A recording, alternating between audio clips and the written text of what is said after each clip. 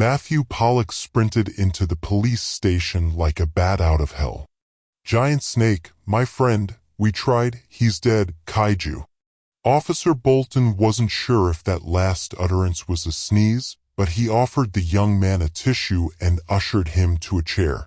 Moments later, his sister Pamela lumbered through the door. She was guided into a seat across from Officer Collins. Matthew J. Pollock's police statement. "I had just gotten off the phone with Marcia Kramer.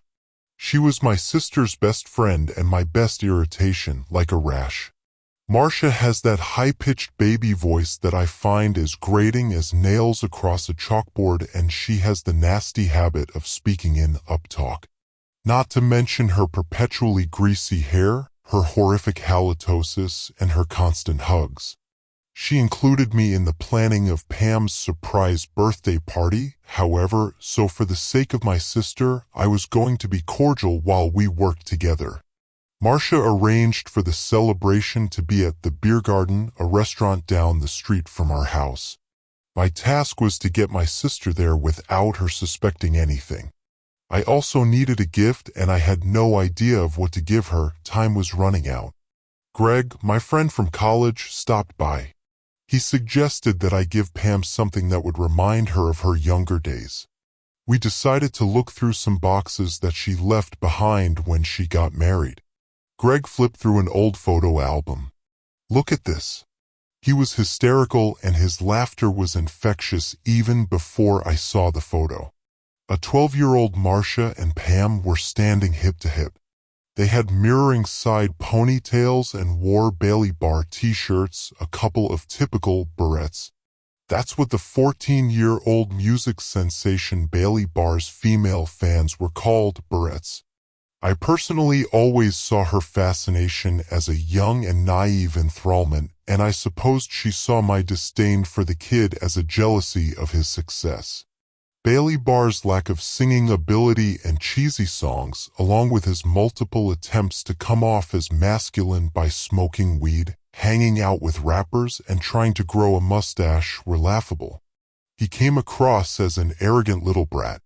I heard that he spit off a balcony outside of his hotel room on screaming teenage barrettes and Berettas below. Anyway, Pam's favorite song was Sugar and Spice and Everything Nice. I found an old mixtape of hers with that song on it in one of the boxes. Other favorite songs of hers from her preteen years were also recorded on it. I gave the cassette to Greg to hold until the party and he slipped the tape into his shirt pocket. The clock chimed. It was 5 p.m. The plan was that Pam's husband, Ken, would tell the birthday girl that he was working late and he and Pam would celebrate her birthday the following weekend. I would pick her up at about 7:45 p.m. and take her to the Beer Garden for a birthday drink with her dear brother. After Greg and I had dinner with my parents, he left, saying he'd see me at the party. I drove to Pam's house to pick her up.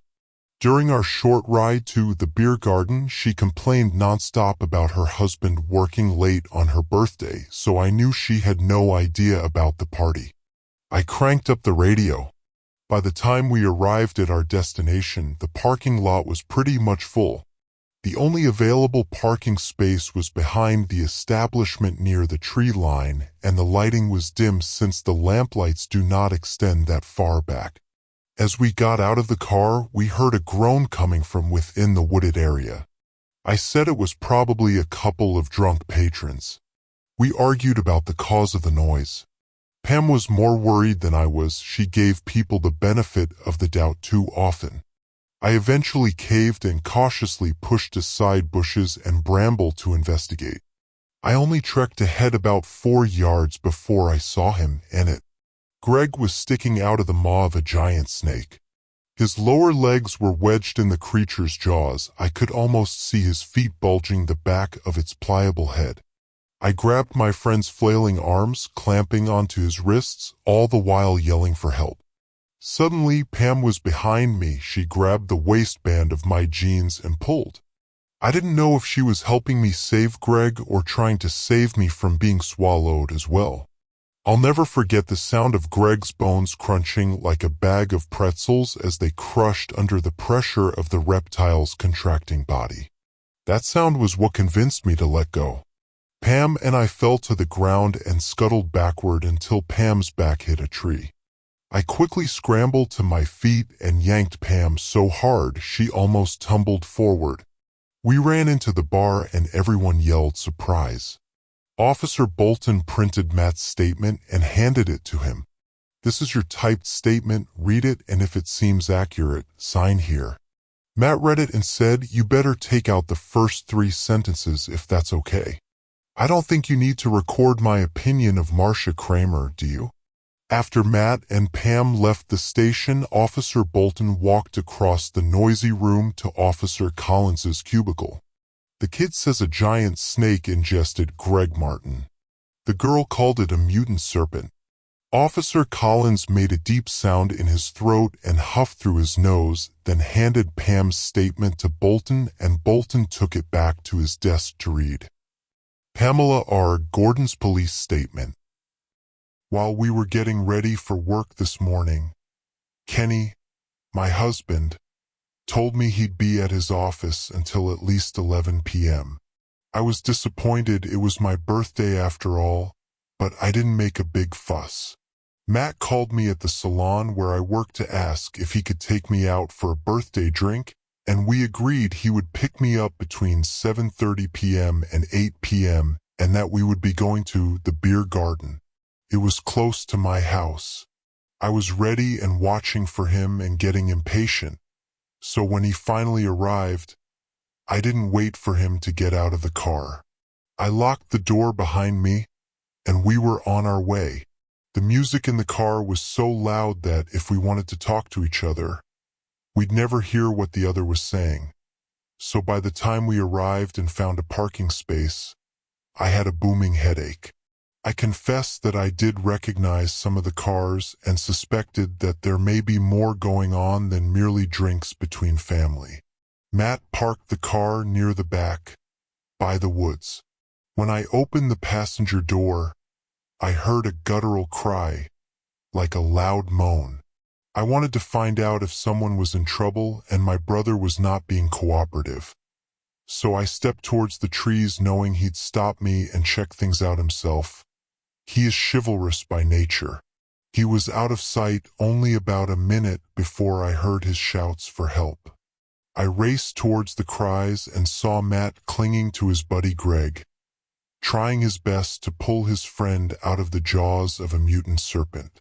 I wondered if I was in a Godzilla flick.